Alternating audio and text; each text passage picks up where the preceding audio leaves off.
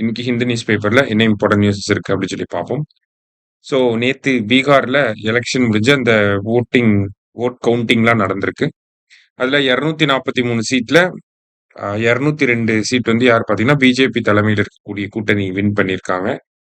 மீண்டும் நிதிஷ்குமார் அவர்கள் முதலமைச்சர் ஆகிறதுக்கு நிறைய வாய்ப்புகள் இருக்கு. சரியா? ஜஸ்ட் தெரிஞ்சுக்கோங்க. எவ்வளவு சீட் இருக்குன்னா 243. ஓகேவா? ரைட். அடுத்தது government notifies digital personal data protection act அப்படின்னு சொல்லி கொடுத்திருக்காங்க. ஸோ இந்த digital personal data protection act அப்படிங்கிறது 2023 சட்டம் கொண்டு வரப்பட்டிருக்கும். அதை இப்பதான் நோட்டிஃபை பண்ணியிருக்காங்க. சரியா? ஸோ இந்த சட்டம் இதனுடைய பேக்ரவுண்ட பாக்குறப்ப 2017 KS புட்டசாமி வழக்கு வந்து வந்திருக்கும். அந்த புட்டசாமி வழக்குல என்ன சொல்லியிருப்பாங்க, நமக்கு ரைட் டு பிரைவசி அப்படிங்கறத பத்தி சொல்லியிருப்பாங்க. Okay, right to privacy. இந்த பிரைவசி அப்படிங்கிற இந்த விஷயம் வந்து நமக்கு ஒரு ஃபண்டமெண்டல் ரைட் அப்படின்னு சொல்லியிருப்பாங்க. ஆர்டிகல் 21க்குள்ள இம்ப்ளிசிட்டா இருக்கக்கூடிய ஒரு ஃபண்டமெண்டல். இம்ப்ளிசிட் அப்படின்னா மறைமுகமாக அப்படின்னு சொல்லுவாங்க. எக்ஸ்பிளிசிட் அப்படின்னா வெளிப்படையாக அப்படின்னு சொல்லி அர்த்தம். So right to privacy is a fundamental right under article 21. ஓகேவா? அது வந்து இம்ப்ளிசிட்டா நம்ம புரிஞ்சுக்கிறோம். அதை வந்து இன்டர்பிரட் பண்ற மூலியமா அதை நம்ம புரிஞ்சுக்கிறோம். சரியா? ரைட் டு பிரைவசி அப்படிங்கிறது ஆர்டிகல் 21 இருக்கு அப்படின்னு சொல்லி. சோ இந்த ரைட் டு பிரைவசியை என்ஷூர் பண்றதுக்காக ஒரு சட்டம் கொண்டு வரணும் அப்படின்னு சொல்லி மத்திய அரசாங்கம் நினைச்சிருப்பாங்க.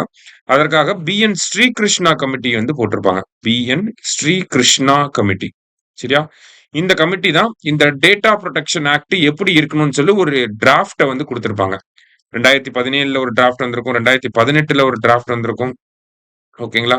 சாரி, 2018 வந்திருக்கும். அதுக்கப்புறமா டிராஃப்ட் வந்திருக்கும். நிறைய சேஞ்சஸ்க்கு அப்புறமா 2023 இந்த digital personal data protection act அப்படிங்கிறத நமக்கு என்ன பண்ணியிருப்பாங்கன்னா பாஸ் பண்ணியிருப்பாங்க. ஸோ இது பிரைவசியை என்ஷூர் பண்றதுக்கான வழிமுறைகள், சட்ட நடைமுறைகளை பத்தி கொடுக்குறாங்க இந்த ஆக்ட்ல. சரியா? இப்ப நான் வந்து ஒரு கடைக்கு போறேன். என்னோட கன்சென்ட் இல்லாம என்னோட போன் நம்பரை வாங்கி அவங்க பயன்படுத்தக்கூடாது. அப்படி என்னோட கன்சென்ட் இல்லாம என்னோட போன் நம்பரை வாங்கி அவங்க பயன்படுத்துறாங்கன்னா அவங்களுக்கு மேல வந்து நடவடிக்கைகள் எடுக்கப்படும். அவங்களோட லைசன்ஸ் கேன்சல் செய்யப்படும். அதே மாதிரி digital personal data protection board அப்படிங்கறத உருவாக்குறாங்க இந்த சட்டத்துக்கு கீழே. இந்த மாதிரி நிறைய விஷயங்கள் இருக்கு. டேட்டா சப்சிடரி, டேட்டா ஃபிடியூசரி, அந்த மாதிரி நிறைய டேர்ம்ஸ் டெக்னிக்கலா வரும்.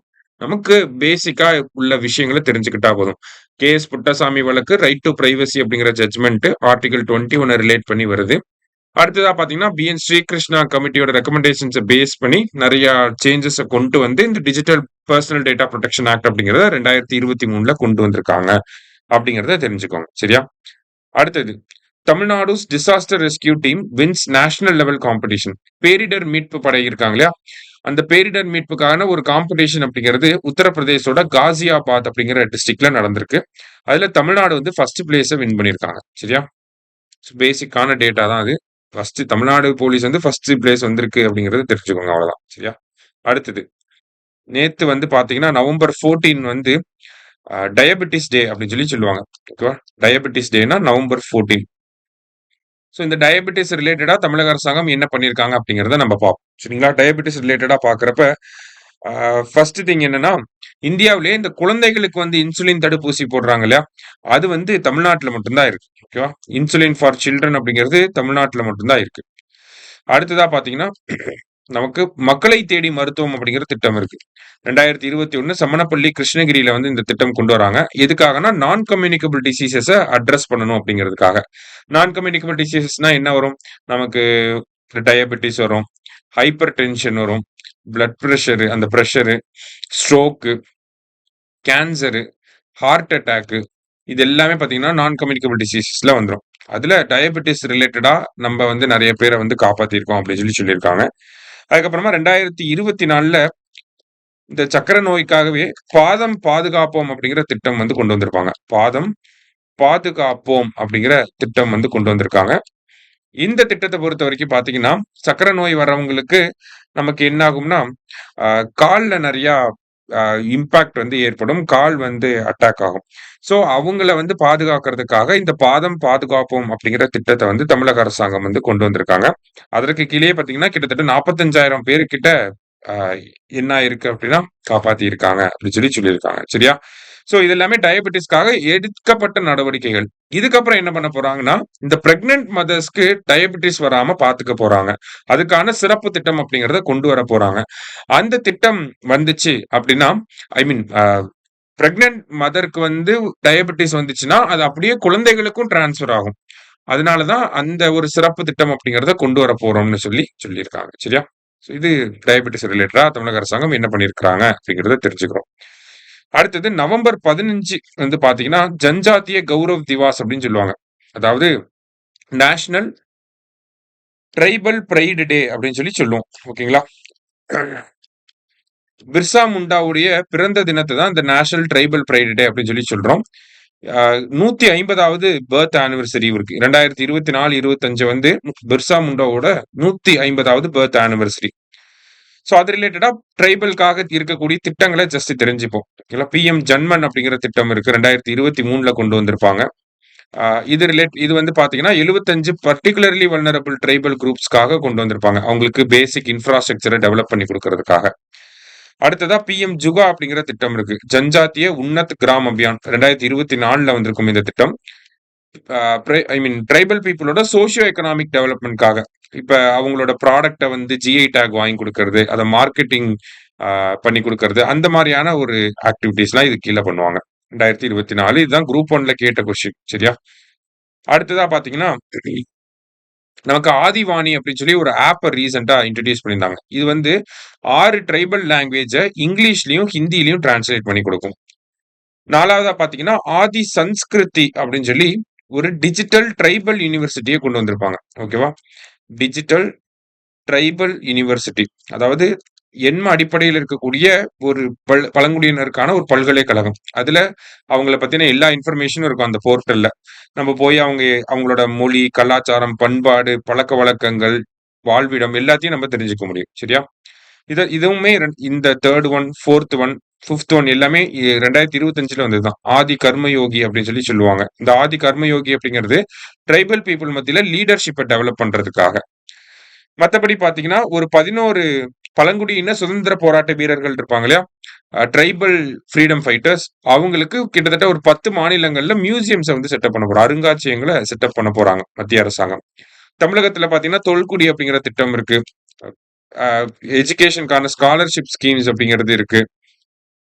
இந்த மாரி பல இனிஷியேட்டிவ்ஸ் அப்படிங்கிறது இருக்கு. ரிசர்வேஷன் எல்லாமே சொல்லலாம். இப்ப ரீசென்ட்டா வந்த ஸ்கீம்ஸ மட்டும் இங்க நம்ம பார்த்திருக்கோம். ஏன்னா, அததான் குரூப் 1 எக்ஸாம்ல கேட்கறாங்க. டைரக்ட்டா அப்ஜெக்டிவ் என்ன அப்படின்னு சொல்லி பார்த்து வச்சுக்கோங்க. அத மட்டும் தான் கேட்பாங்க. சரியா? ரைட். அடுத்ததா பார்த்தீங்க அப்படின்னா, நமக்கு ஃப்ளெக்சிபிள் இன்ஃப்ளேஷன் டார்கெட்டிங் அப்படின்னு குடுத்திருக்காங்க. ஃப்ளெக்சிபிள் இன்ஃப்ளேஷன் டார்கெட்டிங் அப்படின்னா என்னன்னா, நமக்கு ஆர்பிஐ வந்து 2016ல இந்த ஃப்ளெக்சிபிள் இன்ஃப்ளேஷன் டார்கெட்டிங் அப்படின்னு ஒரு மெத்தட கொண்டு வராங்க. அதாவது இன்ஃப்ளேஷன் அப்படிங்கிறது நமக்கு தெரியும். 3% இருக்கு, 4% இருக்கு அப்படின்னு சொல்லுவாங்க. அது என்ன ரேஞ்சுக்குள்ள இருக்கணும் அப்படிங்கிறத சொல்றது தான் இந்த ஃப்ளெக்சிபிள் இன்ஃப்ளேஷன் டார்கெட்டிங் அப்படின்னு சொல்லுவாங்க. சரியா? இத வந்து 5 வருஷத்துக்கு ஒரு தடவ ரினியூ பண்ணுவாங்க. 2016ல ஃபர்ஸ்ட் கொண்டு வந்திருப்பாங்க. அதுக்கப்புறமா 2021ல கொண்டு வந்திருப்பாங்க. இப்ப நம்ம ஃபாலோ பண்றது 2021ல கொண்டு வந்த ஃப்ரேம் ஒர்க் தான். 2021ல என்ன சொல்லியிருப்பாங்கன்னா, இந்தியாவுல இன்ஃப்ளேஷன் அப்படிங்கிறது 4% பிளஸ் ஆர் மைனஸ் 2% இருக்கலாம் அப்படின்னு சொல்லியிருப்பாங்க. இததான் இந்த ஃப்ளெக்சிபிள் இன்ஃப்ளேஷன் அப்படின்னு சொல்றாங்க. ஃப்ளெக்சிபிளா இருக்கா 2%ல இருந்து இந்தியாவுல இன்ஃப்ளேஷன் 2%ல இருந்து 6% வரைக்கும் போயிட்டு வந்துக்கலாம். ஓகேவா? அதுக்குள்ள இருந்துச்சுன்னா கண்ட்ரோல் பண்ணிடலாம். நார்மலான அளவுல இருக்கு அப்படின்னு சொல்றாங்க. அத தாண்டி போச்சு 2%க்கு கீழ போகுது, இல்ல 6%க்கு மேல போகுது அப்படின்னா, அது வந்து இன்ஃப்ளேஷன் அவுட் ஆஃப் கண்ட்ரோல் ஆயிருச்சு அப்படின்னு சொல்லுவாங்க. சரியா? இப்ப ஃப்ளெக்சிபிள் இன்ஃப்ளேஷன் டார்கெட்டிங் அப்படிங்கிறத 2016ல மத்திய அரசாங்கம் கொண்டு வராங்க. 2021ல இப்ப இருக்கக்கூடிய நடைமுறை 2021ல இந்த 4 பிளஸ் ஆர் மைனஸ் 2 அப்படிங்கிறது 2021ல கொண்டு வந்திருக்காங்க. சரியா? சோ ஒரு டைம் பாத்தீங்கன்னா, இந்த போன வருஷத்திலேயே 6%க்கு மேல போச்சு. அப்ப இன்ஃப்ளேஷன் வந்து அவுட் ஆஃப் கண்ட்ரோல் ஆயிருச்சு அப்படின்னு எல்லாரும் பதட்டப்பட்டாங்க. அதுக்கப்புறமா ரெப்போ ரேட் அதெல்லாம் கம்மி பண்றப்ப மறுபடியும் இன்ஃப்ளேஷன நம்ம இந்த 2 to 6% ரேஞ்சுக்குள்ள கொண்டு வந்துட்டோம். சரிங்களா? இப்போ 2026 அப்படிங்கிறது வரப்போகுது. அப்ப இந்த இன்ஃப்ளேஷன் டார்கெட்டிங் இந்த ரேஷியோவ சேஞ்ச் பண்ண போறாங்க. அதுக்கு என்னலாம் பண்ணணும் அப்படின்னு இந்த ஆர்டிகல்ல குடுத்திருக்காங்க. சோ அவ்வளவு தூரம் நம்ம போக தேவையில்ல. இந்த ஃப்ளெக்சிபிள் இன்ஃப்ளேஷன் டார்கெட்டிங்னா என்னங்கிற பேசிக்கா தெரிஞ்சு வச்சுக்கிட்டா போதும். நம்ம எக்கனாமிக்ஸ்க்கு அது போதும். சரியா? அடுத்தது. சோ மத்தபடி வேற என்ன செய்திகள் இருக்கு அப்படின்னு சொல்லி பார்த்தீங்கன்னா, குஜராத்தோட அம்பாஜி மார்பிள்க்கு வந்து ஜிஐ டேக் அப்படிங்கிறது கிடைச்சிருக்கு அப்படின்னு சொல்லி குடுத்துருக்காங்க. ஓகேவா? சோ குஜராத்தோட அம்பாஜி மார்பிள். ஓகேவா? சோ ஜிஐ டேக்க பொறுத்தவரைக்கும் பார்த்தீங்கன்னா, 1999ல ஜிஐ டேக்ன்னு ஒரு சட்டம் கொண்டு வந்திருப்பாங்க. அதற்கு கீழ காமர்ஸ் மினிஸ்ட்ரி இருக்காங்க இல்லையா? காமர்ஸ் மினிஸ்ட்ரியோட டிபிட் அப்படிங்கிற ஒரு டிபார்ட்மெண்ட் இருக்கு. Department of promotion of industry and internal trade அப்படின்னு சொல்லி சொல்லுவாங்க. Department of promotion of industry and internal trade. அந்த அந்த டிபார்ட்மெண்ட் தான் என்ன பண்றாங்கன்னா, ஜிஐ டேக்க அபிஷியலா ஃபைனல் பண்ணி குடுக்குறாங்க. சரியா? அந்த வகையில இந்த அம்பாஜி மார்பிள் ஒயிட் கலர்ல இருக்கும். நெறைய கால்சியம் கன்டென்ட் வந்து இருக்கும் இதுல. சோ இந்த அம்பாஜி மார்பிள்க்கு குஜராத்ல இருக்கக்கூடிய இந்த அம்பாஜி மார்பிள்க்கு என்ன பண்ணியிருக்காங்க? ஜிஐ டேக் அப்படிங்கிறத குடுத்துருக்காங்க. சரியா? சோ இன்னைக்கு நியூஸ் பேப்பர்ல இருந்து முக்கியமான விஷயங்கள பார்த்திருக்கோம். நன்றி.